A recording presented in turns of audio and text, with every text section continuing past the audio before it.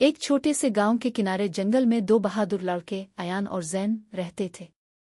उन्होंने एक देव हैकल अजदहे की कहानियां सुन रखी थीं, जो जंगल की गहराइयों में छुपा हुआ था और एक खजाने की हिफाजत करता था जिसे आज तक किसी ने नहीं देखा था। कहा जाता था कि अजदहा दरख्त जितना बड़ा है, इसकी आंखें अंधेरे में चमकती हैं और उसके दांत पत्थर को भी चुरा कर सकते हैं। एक दिन उन लड़कों ने अपने खौफ का सामना करने का फैसला किया।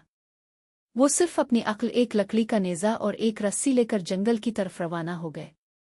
जंगल की हवा में नमी और मिट्टी की खुशबू रची हुई थी और हर सरसराहट उनके दिल की धड़कन बढ़ा देती थी।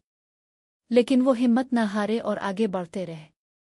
कई घंटों के सफ़र के बाद वो एक तारीख गार तक पहुंचे, जहां कहा जाता था कि अजदहा रहता है। अचानक जमीन लरजने लगी।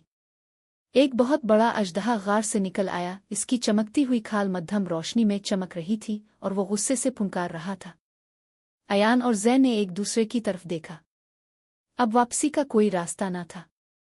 जैन ने बुलंद आवाज में पुकारा और नेज़ा लहराकर अजदहे को भटकाने की कोशिश की। अजदहा इस पर झपटा, लेकिन जैन फुर्ती से बच गया। अयान ने फौरन रस्सी फेंकी और अजदहे की गर्दन के गिर्द लपेट दी और इसे जोर से खींचा। मगर अजदहा बहुत ताकतवर था। वो लड़कों को इधर उधर झटकने लगा। पकड़े रहूं, जैन चीखा और नेज़ा जमीन में गाड़ कर अजदहे की दम को जकड़ लिया। आखिरकार लड़कों ने अपनी पूरी कुव्वत लगाकर अजदहे को जकड़ लिया। थके हुए लेकिन फातिहाना अंदाज में वो खड़े हो गए।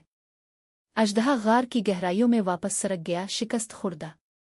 सूरज गुरूब होते ही अयान और जैन जंगल से सर बुलंद करके वापस लूटे, ये जानते हुए कि उन्होंने न सिर्फ एक खौफनाक दरिंदे को शिकस्त दी है, बल्कि अपने अंदर के खौफ को भी।